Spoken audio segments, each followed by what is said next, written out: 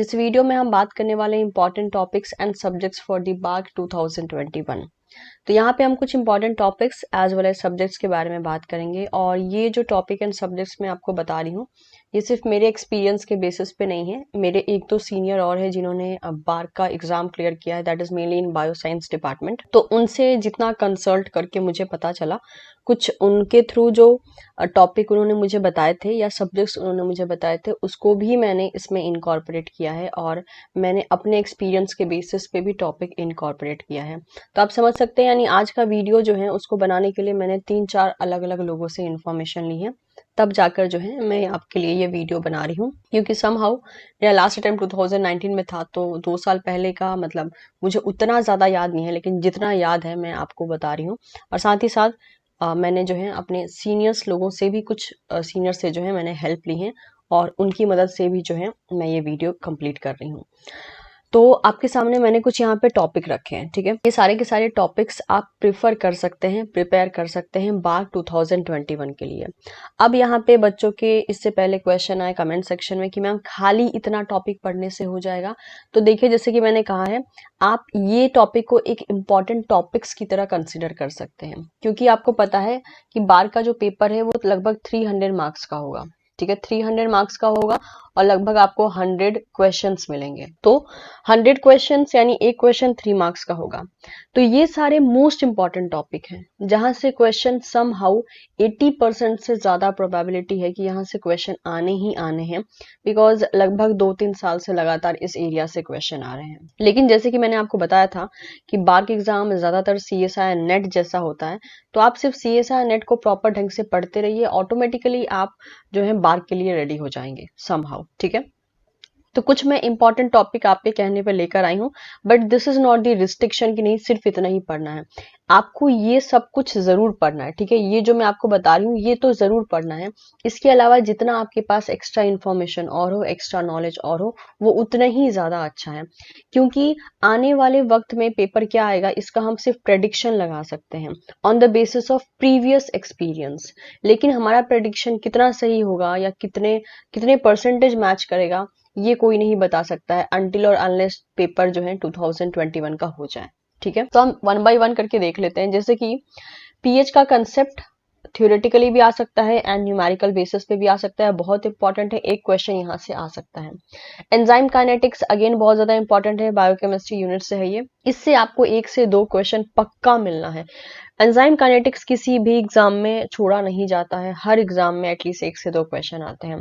Protein पे very obviously, चाहे आप प्रोटीन पे क्वेश्चन आए, अमाइनो एसिड पे क्वेश्चन आए, अमाइनो एसिड के नेचर पे क्वेश्चन आए, कौन सा पोलर है, कौन सा नॉन पोलर है, किसके पास OH ग्रुप है, कौन एसिडिक है, कौन बेसिक है, चाहे किसी भी तरीके से क्वेश्चन आए, प्रोटीन पे पक्का आपको 2 से 3 क्वेश्चन मिल जाएंगे, ठीक है। टाइप ऑफ DNA, जो ABZ DNA होता है उसके बेसिस पे भी क्वेश्चन आते हैं, उनके कॉन्फ़िगरेशन पे क्वेश्चन आ सकते हैं, डिफरेंसेस पे आ सकते हैं, किस टाइप के बॉन्ड देखे जाते हैं उनके, और डिस्टेंस कितना पाया जाता है, कितने एंगस्ट्रॉम का ओवरऑल डिस्टेंसिंग देखा जाता है, इन सब से रिलेटेड क्वेश्चन आ सकते हैं। That is types of DNA में।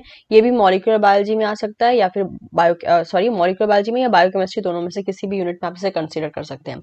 सेंट्रल डॉगमा, अब सेंट्रल डॉगमा की जब हम बात करते हैं तो इसमें तो सेंट्रल डॉगमा वाला पोर्शन आपको सारा कर लेना है, मेनली रेप्लिकेशन, ट्रांसक्रिप्शन, ट्रांसलेशन, ठीक है। ये सेंट्रल डॉगमा का पोर्शन हो गया, ये कर लेना है।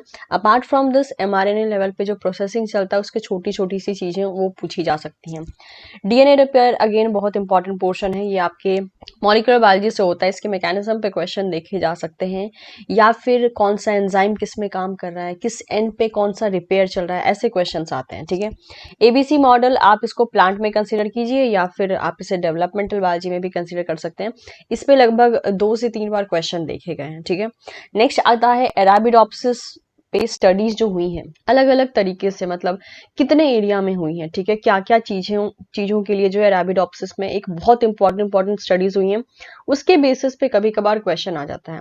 तो आई विल सजेस्ट यू कि अगर आप प्लांट पढ़ रहे हो या डेवलपमेंटल बायोलॉजी पढ़ रहे हो तो आप जो है वहां पर ऑलरेडी बहुत कुछ पढ़ लेते हो अरेबिडोप्सिस के बारे में, तो I think that will be enough somehow, ठीक है। इसके बाद मेटाबॉलिज्म चला आता है, जो कि आपके बायोकेमिस्ट्री और प्लांट फिजियोलॉजी दोनों में क्लैश करता है, जिसमें कि C2, C3, C4 और कैम पाथवे जो है सारे के सारे चले आते हैं, ठीक है, इनके बारे में पढ़ लेना, इससे क्वेश्चन आते हैं, इससे तो मतलब आप यहाँ से 2 क्वेश्चन एक्सपेक्ट कर सकते हो। नेक्स्ट नाइट्रोजन मेटाबॉलिज्म से आप 1 से 2 क्वेश्चन एक्सपेक्ट कर सकते हो। रेस्पिरेशन से क्वेश्चन आ सकता है। डेवलपमेंटल बायोलॉजी से कहें तो स्पर्म और एग के फीचर्स के बारे में आ सकता है, उसमें क्या क्या ऑर्गेनेलिज प्रेजेंट होते हैं, क्या क्या पार्ट होते हैं, कैसे एंजाइम प्रेजेंट होते हैं, कौन से एंजाइम का क्या काम होता है इन जनरल बेसिस पे। और स्पर्म और एग की अगर हम बात कर रहे हैं तो फर्टिलाइजेशन का भी जो एक जनरल प्रोसेस होता है वो आपको पता होना चाहिए, ठीक है। फिर चलाता है प्लाज्मा मेम्ब्रेन, अगेन बहुत इंपॉर्टेंट टॉपिक है from cell biology unit. Plasma membrane से आपको हर एक एग्जाम में क्वेश्चन मिलेगा, बार्क में भी आपको 1 से 2 क्वेश्चन मिलेगा। सेल साइकिल अगेन बहुत इंपॉर्टेंट, कैंसर बायोलॉजी से फॉर श्योर आपको क्वेश्चन मिलने वाला है। एपोप्टोसिस से भी आपको एक क्वेश्चन मिल सकता है, ठीक है। ये सारे इंपॉर्टेंट पोर्शन हो गए। इकोलॉजिकल पिरामिड से आप क्वेश्चन एक्सपेक्ट कर सकते हो। सेंट्रीफ्यूगेशन टेक्निक से इससे थ्योरी भी आ सकती है और न्यूमेरिकल भी आ सकता है। जहां तक मेरा आइडिया है 2019 में भी एक क्वेश्चन सेंट्रीफ्यूगेशन से न्यूमेरिकल पे आया था, ठीक है, जितना मुझे याद आ रहा है। डीएनए सीक्वेंसिंग के जो टाइप है उस पे क्वेश्चन आ सकता है। स्पेक्ट्रोस्कोपी पे क्वेश्चन आ सकता है। डीएनए डाइजेशन एंड लाइगेशन, ठीक है, ये क्वेश्चन मैं भूली नहीं हूँ आज तक। इस पे एक क्वेश्चन आया था, मेरे टाइम में भी आया था और वो न्यूमेरिकल था, ठीक है, और समहाउ वो न्यूमेरिकल मुझे आता था। ऑल्दो वो न्यूमेरिकल आपको इतनी आसानी से किसी बुक में नहीं मिलेगा, क्योंकि उस न्यूमेरिकल को या उस फॉर्मूले को लैब में इस्तेमाल किया जाता है just to know the concentration of your gene of interest, जितना जिसको कि आप लाइगेशन के लिए इस्तेमाल करते हो। मैं ट्राई कर रही हूँ, अगर मेरे पास मेरी पुरानी कॉपी जो मैंने लैब में इस्तेमाल की थी, अगर वो मुझे सम हाउ जो है कुछ भी कंटेंट उससे मिलता जुलता हुआ मुझे मिलेगा तो मैं ज़रूर आपको इन्फॉर्म करूंगी कि किस टाइप का वो क्वेश्चन आया था। लेकिन डाइजेशन और लाइगेशन पे थ्योरी एंड न्यूमेरिकल दोनों ही जो है आए हुए थे क्वेश्चन में, और ये 2-2 बार आया था, ठीक है, यानी इस पैटर्न के क्वेश्चंस वो बनाते हैं। नेक्स्ट पीसीआर पे एक आप क्वेश्चन एक्सपेक्ट कर सकते हैं। डीएनए फुटप्रिंटिंग पे जो है क्वेश्चन आ सकता है। इसके अलावा मॉलिक्यूलर मार्कर हो गया, फैक्स हो गया, फ्रैप हो गया, इन पे एक मतलब कि आप क्वेश्चन एक्सपेक्ट कर सकते हो और आएंगे ही आएंगे, समहाउ आप कह सकते हो। हार्मोन, एनिमल फिजियोलॉजी में जो है आप हार्मोन पे फोकस कर सकते हो। नेक्स्ट सेल के ट्रांसपोर्ट पे ऑर्गेनेली के फीचर्स बहुत इंपॉर्टेंट है। ऑर्गेनेली के फीचर्स से आप 2 से 3 क्वेश्चन एक्सपेक्ट कर सकते हो कि जो डिफरेंट डिफरेंट ऑर्गेनेलीज हैं किसके पास क्या स्पेशल फीचर्स हैं, उस पे क्वेश्चन आते हैं। ओपेरॉन पे अगेन इम्यूनोलॉजी बहुत इंपॉर्टेंट है। मेक श्योर टीपी पे भी इम्यूनोलॉजी अवेलेबल है, मतलब टीचिंग पाठशाला पे भी इम्यूनोलॉजी अवेलेबल है, उनको जरूर देखिएगा, वो आपका मैक्सिमम पोर्शन हर एक एग्जाम का कवर कर रहे हैं। आने वाले टाइम में और भी अपडेटेड होते रहेंगे वीडियो उसके अंदर। ड्रोसोफिला का डेवलपमेंटल बायोलॉजी आप प्रेफर कर सकते हैं। फोटोबायोलॉजी यानी सेंसरी फोटोबायोलॉजी जो प्लांट में होता है, जिसमें फाइटोक्रोम, क्रिप्टोक्रोम, फोटोट्रॉपिन होता है, वो इंपॉर्टेंट है। पेडिग्री बहुत, जिसपे स्टार मारा है मैंने, मतलब उसको तो कुछ भी करके आपको नहीं छोड़ना है। पेडिग्री एटलीस्ट आप एक एक्सपेक्ट जरूर कर लीजिए, आ ही जाएगा। जेनेटिक डिजीज चले आते हैं कि कौन सी जेनेटिक डिजीज का कौन सा नेचर होता है, recessive, dominant, something like that. Competition ecology से चला आ सकता है क्वेश्चन, जिसमें कि बिहेवियर के बारे में पूछा हो सकता है। एग्रोबैक्टीरियम से आप एक क्वेश्चन एक्सपेक्ट कर सकते हो। फोटोसिंथेसिस से 1 से 2 क्वेश्चन आ सकते हैं। इंट्रैक्शन इकोलॉजी में एज वेल एज एनिमल्स में बिहेवियर पे क्वेश्चन आ सकते हैं। इंट्रैक्शन में मतलब वो हो गया जो आपका म्यूचुअलिज्म हो गया, इसके अलावा प्रिडेशन, पैरासिटिज्म, कमेंसलिज्म, एमेंसलिज्म, ये सब हो गए, इन सब के एग्जांपल्स हो गए, ये सारे एरिया से क्वेश्चन पूछे जाते हैं। नेचुरल सिलेक्शन कुछ हद तक जो है छोटे मोटे से क्वेश्चन आप एक्सपेक्ट कर सकते हो। फर्मेंटेशन से क्वेश्चन आ सकता है, चाहे फर्मेंटेशन का न्यूमेरिकल हो या फिर उससे थ्योरेटिकल क्वेश्चन बिल्कुल पूछे जा सकते हैं। टाइप ऑफ वायरसेस और उनके जीनोम टाइप, यानी कौन सा सिंगल स्टैंडर्ड डीएनए वाला वायरस होता है, कौन सा डबल स्टैंडर्ड वाला, कौन सा आरएनए वायरस होता है, इस टाइप के जो है क्वेश्चन आपसे पूछे जा सकते हैं। क्रॉस जो होता है जेनेटिक्स में, चाहे आप वो डाई हाइब्रिड क्रॉस लीजिए या मोनो हाइब्रिड क्रॉस लीजिए, उस पे क्वेश्चन एक्सपेक्ट कर सकते हैं। वो न्यूमेरिकल भी हो सकता है in the form of the probability, या फिर वो थ्योरेटिकल भी हो सकता है, जिसमें कि आपको जनरली फीचर्स बताना होगा या तो रेशियो को पिक करना होगा, चाहे वो जीनोटाइप में हो या फिनोटाइप में हो। लिंकेज मैप पे क्वेश्चन आ सकते हैं। इसमें लिंकेज मैप पे जो है आपके क्वेश्चन थ्योरेटिकली भी बन सकते हैं, न्यूमेरिकल भी बन सकते हैं, काफी इंपॉर्टेंट पोर्शन है। इलेक्ट्रोफोर्सेस पे क्वेश्चन आ सकता है। Disease list mainly in case of the animals and plant, यानी प्लांट और एनिमल में bacterial disease, fungal disease and viral disease, इन सब के बारे में पूछा जा सकता है। बायो इन्फॉर्मेटिक्स में डेटा बेसिस पे क्वेश्चन आते हैं, लाइक फास्टा हो गया, ब्लास्ट हो गया।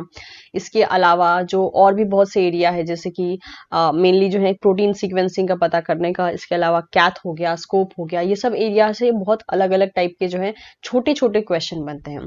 इतना ही नहीं, कभी कभी तो इसको लिखने का पैटर्न तक पूछ देता है। मतलब इनकेस अगर आपने बीएससी या एमएससी में बायो इन्फॉर्मेटिक्स पूछा हो मतलब पढ़ा होगा, तो आपको पता है कि इनको लिखने का तरीका अलग है, इसमें ब्रैकेट लेने का तरीका अलग है। तो कभी कभी लिखने के तरीके से भी क्वेश्चन आ जाते हैं। आई स्टिल रिमेम्बर मेरे टाइम में जो क्वेश्चन आया था उसमें 4 लाइन जो है ब्लास्ट के सॉरी फास्टा के बारे में दे के रखी थी, और उस 4 लाइन को देख के मुझे बताना था कि हाँ वो किसका पैटर्न है, whether it is the pattern of FASTA और सम अदर थिंग और ब्लास्ट, इस टाइप से ऑप्शन था। तो अगर किसी बच्चे ने उसको मतलब अगर लैब में आपने किया है, लैब में अगर आपने कभी बायो इन्फॉर्मेटिक्स का प्रैक्टिकल किया है तो आप वो आराम से अटेंड कर पाएंगे। मतलब जिन्होंने बायो इन्फॉर्मेटिक्स पढ़ी है उनके लिए वो क्वेश्चन बहुत ज्यादा आसान है, मतलब बस देख के पहचान जाना है। लेकिन ये उन बच्चों के लिए उतना ही ज्यादा टफ है जिन्होंने कभी बायो इन्फॉर्मेटिक्स नहीं पढ़ी है। तो वो एक एक थोड़ा-सा मतलब कि एक ऐसा एरिया हो जाता है जहाँ पर मतलब लक की बात है। अगर क्वेश्चन थ्योरेटिकल बेसिस पे पूछ दिया होगा तो आपको पढ़ना पड़ेगा। और दूसरा ये चीज़ है कि अगर आपको टेंशन भी अगर होती है कि हाँ बायो इन्फॉर्मेटिक्स कहाँ से पढ़े, तो अगर आपने डीबीटी का भी कुछ दिन पहले एग्जाम हुआ है, तो डीबीटी के लिए जहाँ से भी आपने बायो इन्फॉर्मेटिक्स पढ़ा है उसी को दोबारा से पढ़ लीजिए, हो जाएगा काम। अगर सीधे क्वेश्चन आने होंगे तो आप आराम से सॉल्व कर पाएंगे, और टेढ़े क्वेश्चन आ गए तो वेरी ऑब्वियसली आपको उसको लीव करना पड़ेगा। एसडीएस पेज पे आप क्वेश्चन एक्सपेक्ट कर सकते हो, जेनेटिक रिकॉम्बिनेशन पे आप क्वेश्चन एक्सपेक्ट कर सकते हो। आरडीएनए टेक्नोलॉजी बहुत इंपॉर्टेंट है, यहाँ से 1 से 2 क्वेश्चन आते ही आते हैं। माइक्रो एरे पे क्वेश्चन आ सकता है। सेल सिग्नलिंग अगेन बहुत इंपॉर्टेंट है। न्यूक्लिक एसिड पे क्वेश्चन आता है। लेमडा फाज का जो पूरा मैकेनिज्म चलता है उस पे क्वेश्चन आता है। ईसीएम कैम्स जंक्शन, इन पे जो है 1 से 2 क्वेश्चन आप एक्सपेक्ट कर सकते हो। म्यूटेशन एंड म्यूटाजन की लिस्ट पे जो है क्वेश्चन आ सकता है, इनफैक्ट आ सकता है क्या 1 से 2 आप एक्सपेक्ट कीजिए, जरूर आएगा। माइक्रोस्कोपी पे क्वेश्चन आ सकता है। इम्यूनो टेक्निक्स पे 1 से 2 क्वेश्चन आप एक्सपेक्ट कर सकते हो। क्रोमेटोग्राफी पे आ सकता है।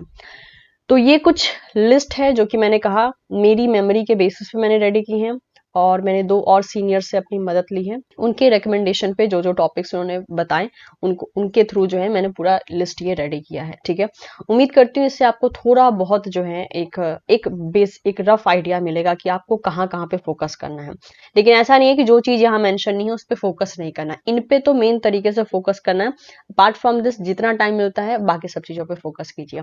अगर यूनिट की बात करें, क्योंकि अगर आप सीएसआर के स्टूडेंट हो, जैसे कि मैं आपको हर वीडियो में कहती हूँ कि बार का सिलेबस ज्यादातर सीएसआईआर जैसा ही होता है, तो कौन कौन सी यूनिट आप टारगेट कर सकते हो, तो आप बॉटनी बिल्कुल टारगेट कर लीजिए। तो बॉटनी से क्वेश्चन अच्छे खासे आते हैं, जेनेटिक्स से भी आते हैं, cell biology, cell signalling, immunology से अगेन, बायोकेमिस्ट्री से भी, मॉलिक्यूलर बायोलॉजी, माइक्रोबायोलॉजी से बेसिक बेसिक आता है क्वेश्चन, अगर आता है तो बेसिक बेसिक क्वेश्चन आता है। और काफी आसान है, मतलब माइक्रोबायोलॉजी का बेसिक लगभग सभी स्टूडेंट पढ़ते हैं, क्योंकि आपको कल्चर टेक्निक सिखाई जाती है, हर एक बच्चे को सिखाई जाती है, क्योंकि कल्चर टेक्निक हर जगह हमें करनी होती है, चाहे आप एनिमल टिश्यू कल्चर करो या प्लांट कल्चर करो, प्लांट टिश्यू कल्चर करो, किसी में भी करो, लेकिन कल्चर टेक्निक सभी को आनी चाहिए। कल्चर टेक्निक पे क्वेश्चन आते हैं, कौन से टाइप का कल्चर कहाँ पे इस्तेमाल होता है, किस टाइप का न्यूट्रिशन मतलब कि अलग अलग बैक्टीरिया में देखे जा सकते हैं, कितने टाइप के मोड हैं, और बैक्टीरिया का ग्रोथ कब हो गया, ऐसे एरिया से क्वेश्चन आ सकते हैं माइक्रोबायोलॉजी में। तो बेसिक बेसिक माइक्रोबायोलॉजी आप देख सकते हो। स्टेरिलाइजेशन टेक्निक पे क्वेश्चन चले आते हैं, कुछ कुछ हिस्ट्री पे भी चले आते हैं कि कौन से साइंटिस्ट ने क्या किया, ऐसे वाले भी क्वेश्चन चले आते हैं। तो माइक्रोबायोलॉजी का बहुत एडवांस लेवल नहीं, बट बेसिक लेवल तक आपको प्रिपेयर करना चाहिए, क्योंकि ये कम टाइम में प्रिपेयर हो जाएगा और सही करवा देगा आपका क्वेश्चन। ठीक है, रिकॉम्बिनेंट डीएनए टेक्नोलॉजी जो सब्जेक्ट है उससे भी अच्छे खासे क्वेश्चन आते हैं, इम्यूनो टेक्निक्स पे क्वेश्चन आते हैं। तो ये मैंने कुछ सब्जेक्ट आपको बताए हैं जो कि आपके सीएसआई या नेट से मैच कर जाते हैं, आपको इन्हें जरूर पढ़ना है। और ये मैंने कुछ इंपॉर्टेंट टॉपिक्स भी बताए हैं। ये सिर्फ आपकी हेल्प, आपको जो है हेल्प करने की पर्पस से बताया गया है, इसका मतलब ये नहीं है कि आप सिर्फ इतना ही पढ़िए। ठीक है, ये बस एक आपको प्रॉपर ढंग से गाइडेंस दे रहा है, और आपको समहाउ एक कॉन्फिडेंस भी देगा कि आप अगर आप यहाँ पे देखते हो तो कोई भी टॉपिक अननोन नहीं है except your mainly bioinformatics. ठीक है, बायो इन्फॉर्मेटिक्स को छोड़ के बाकी सारे के सारे टॉपिक आपके फैमिलियर टॉपिक हैं। अगर उसको हम रिमूव कर देते हैं बायो इन्फॉर्मेटिक्स को, तो बाकी टॉपिक आपके बिल्कुल सीएसआई नेट जैसे ही मैच हो रहे हैं। तो अगर सिर्फ और सिर्फ इसको छोड़ दिया जाए तो बाकी सारे के सारे टॉपिक आपके सीएसआईआर के ही हैं, कुछ नया नहीं है। तो इसलिए मैंने कहा था कि आप बस अपना सीएसआई नेट का प्रिपरेशन करते रहिए, इसका प्रिपरेशन भी ऑटोमेटिकली होता रहेगा, कुछ अलग से आपको इसके लिए नहीं पढ़ना है। हाँ, ये बायो इन्फॉर्मेटिक्स का पोर्शन सीएसआर में नहीं आता है, बट समहाउ बार्क में जो है थोड़ा बहुत पूछ लिया जाता है। ठीक है, और ये यूनिट वाइज है, अगर आपको यूनिट वाइज चलना है तो ऐसे चलिए, टॉपिक वाइज, लेकिन उस यूनिट वाइज अगर चल भी रहे हैं, इन सारे यूनिट को अगर आप टारगेट भी कर रहे हैं, लेकिन ये सारे जो टॉपिक्स मैंने आपको बताए हैं, ये टॉपिक्स को आपको नहीं छोड़ना है। सो मैं उम्मीद करती हूँ ये जो सजेशन है, ये जो मेरा स्टेप है, वो आपके लिए एक यूजफुल बेसिस पे काम करेगा। और वीडियो पसंद आया हो तो आप इसे अपने दोस्तों के साथ भी शेयर कर सकते हैं, and don't forget to subscribe teaching Pathshala. So thank you so much everyone. Video पसंद आया हो तो इसे लाइक भी जरूर करें।